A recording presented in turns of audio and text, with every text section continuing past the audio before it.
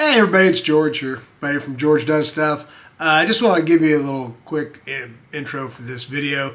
This is by far my worst review ever. I had some issues with this knife, and as a result, I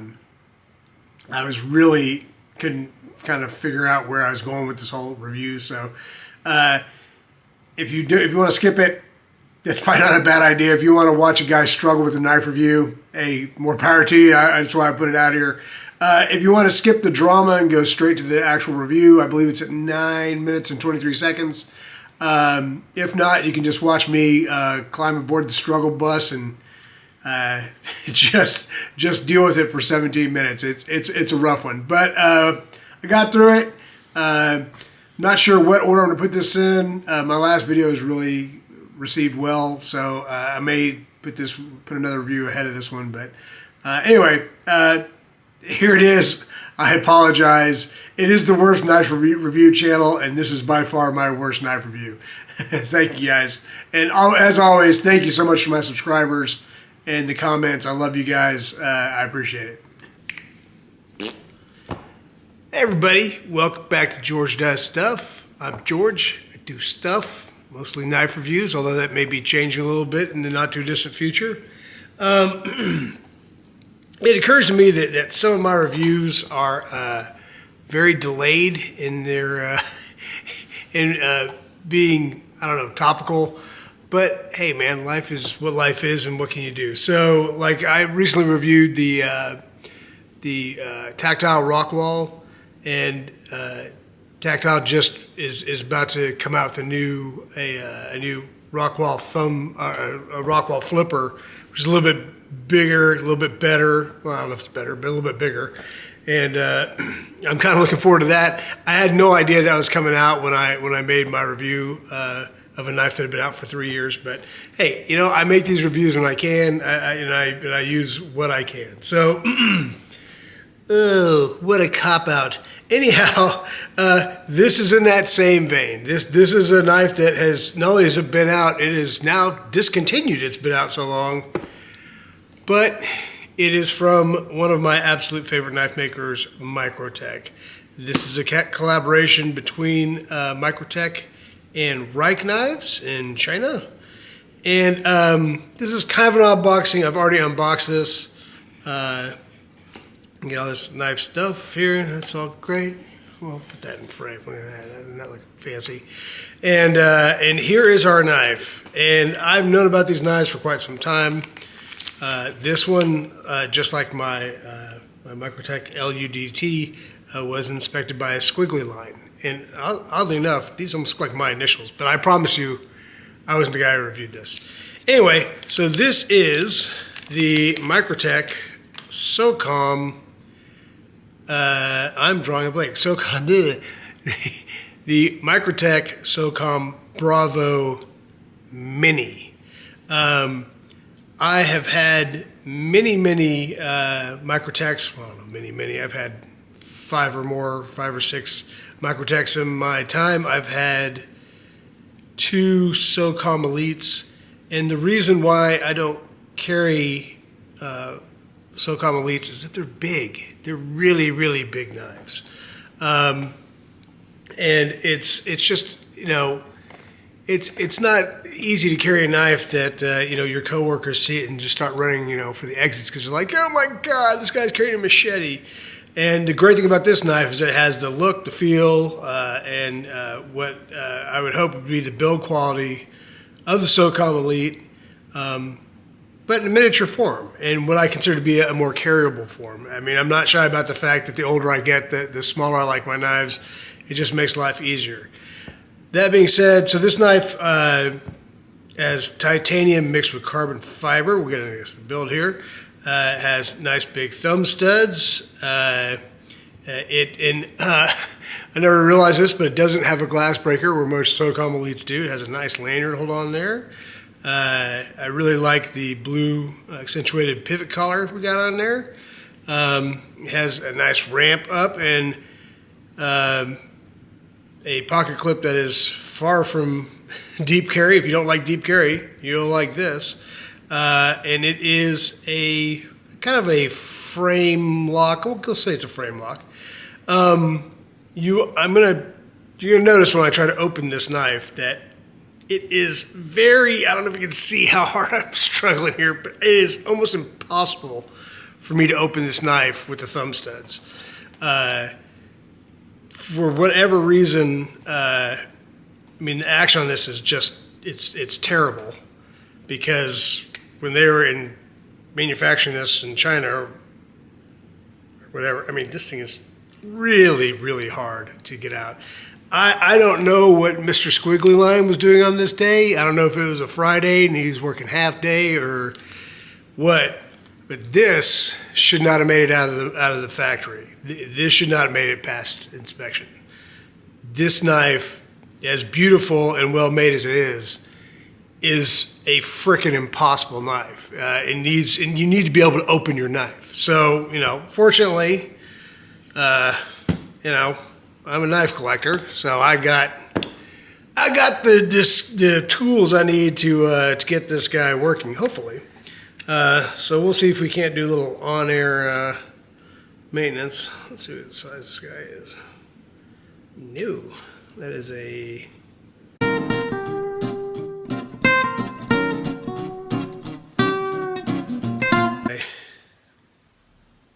Good God, that was... They Loctite that or something? Good night. Let's see. Nope. Nope, that is still too damn tight.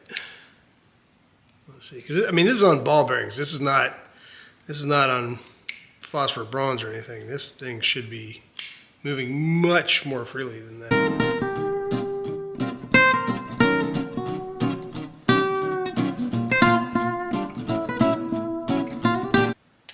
Okay. Nope, we are still not there. Now, I assume that some of this might get better with time. But, I don't want to... it's already starting to get some play in it. So that's not good.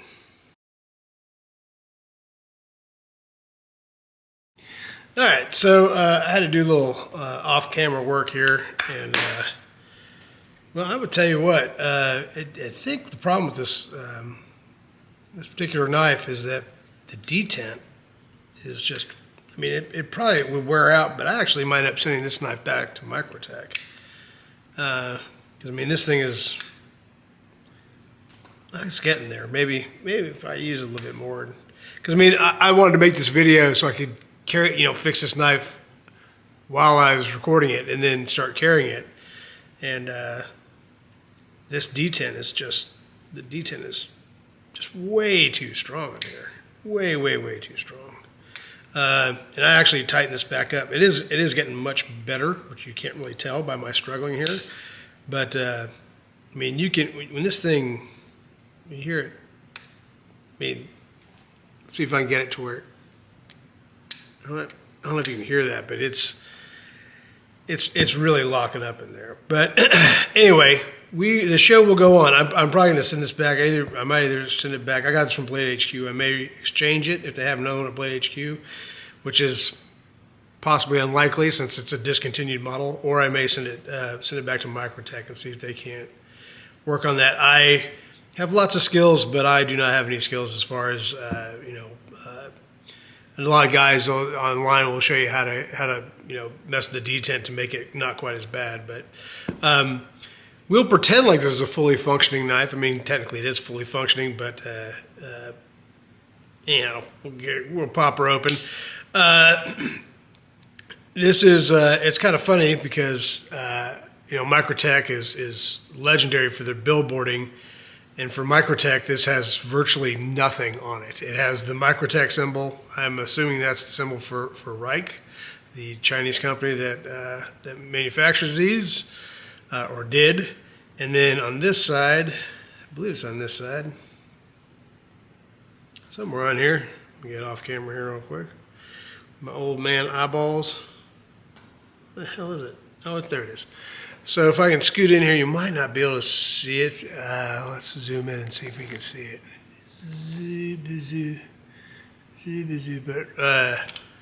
But right Give me a pointer. Right there, you can see that is M390. This is not the Microtech M390 MK. This is actual Bowler from Austria M390, which is the good stuff. So as far as looks go, I guess we'll try to piece this together. So it is I want to call this a frame lock. Yeah, I think people would agree with me. It's a frame lock. Does it have? It has a steel insert there, which is good because on titanium you don't want titanium on steel, which because M390 or most steel is going to be much harder than titanium. It's got great big old T8s, and the pivot screw is actually a T15. It has this awesome Fuller-esque carve out here, which I think looks really, really nice. I mean, just looks wise, this may be the best looking knife that, non-custom Marfioni that Microtech ever put out. This knife is it's a stunning knife in real person. Where are we going to go from here? So it has jimping. I know everybody's concerned about the jimping. There it is right there. It has very nice jimping on this ramp. This is a very, very comfortable knife to hold. You cannot feel that clip at all. If you get up in there, unfortunately, it doesn't have. Well, again, you can actually, if you're brave, you can stick your finger down in there because it has a great sharpening trail there. You got tons of life in this knife. You can carry this for a long time. It's got a little swedge in there, thins out where that fuller is, and then kind of beefs back up in again at the tip. This is a factory edge. I have not touched it. I love the way that the titanium integrates with the carbon fiber. This is just an absolutely fantastic knife. That clip is not reversible, so for those of you that are left-handed, I apologize on behalf of the Microtech Corporation. You guys are you have to carry this like a righty. But if you can get it open, it actually is very smooth, has a great lockup. I adjusted it back to where there's zero blade play at all. And this thing literally it's a bank vault now. It's got really good early lockup. You can see that in there. And I will throw the dimensions up here like I usually do, so you'll be able to see. It is quite a compact knife, which I really like, which I mentioned earlier. Let's get on to comparing it. Let's get on to learning the English language. So let's get her open. I guess I could do it closed, but we'll do it open. Why not? What the hell not? All right. So there is our nicely centered knife.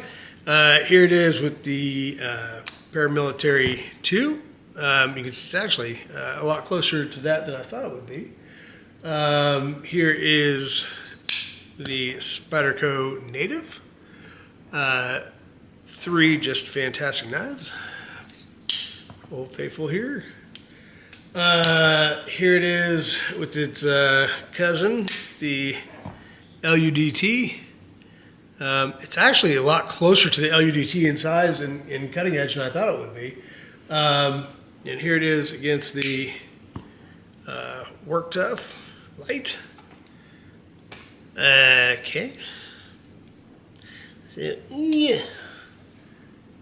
And what else we got here? Let's take out my new favorite knife that I'm absolutely terrified of, the QSP Penguin, which I have grown to absolutely, and that's a really nice comparison right there.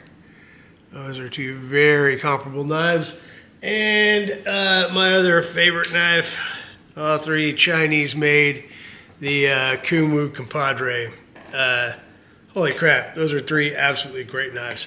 I will tell you the price on this. I got it on sale at Blade HQ for a whopping $259, $54, $254, I think. I'll flash the price on there as I usually do.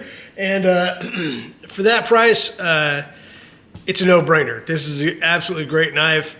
Hopefully, if you get one, if there's a couple left, because I know you can still get them on Knife Center has them. I think DLT Trading has one or two as of me recording this, and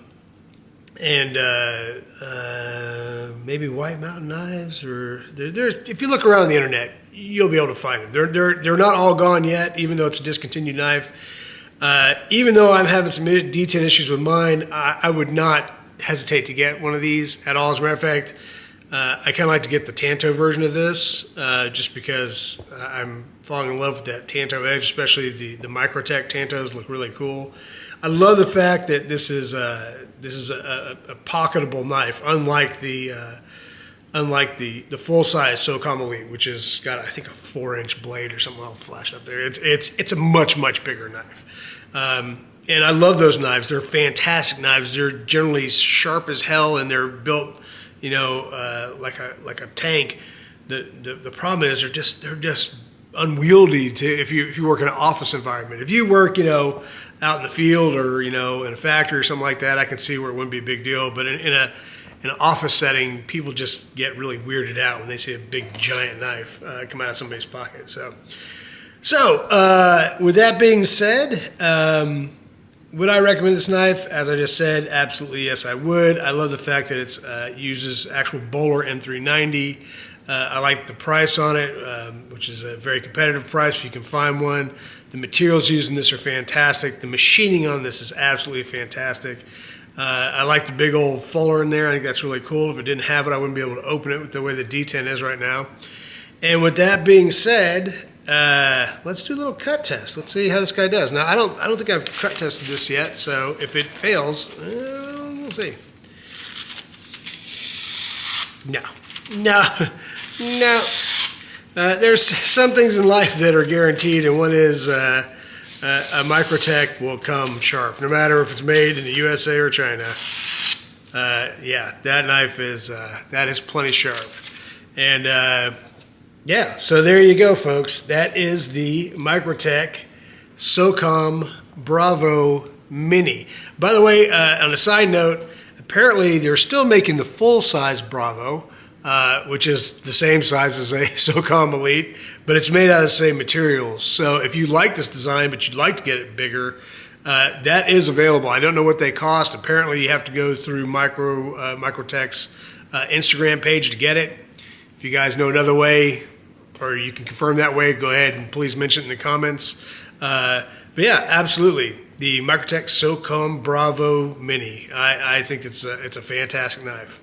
And I'm going to play it a little bit. I don't know. That D10 is really, it bothers me when I have a folding knife that doesn't fold, Anyway, that's going to do it. Thank you guys so much for watching, and we'll talk to you soon.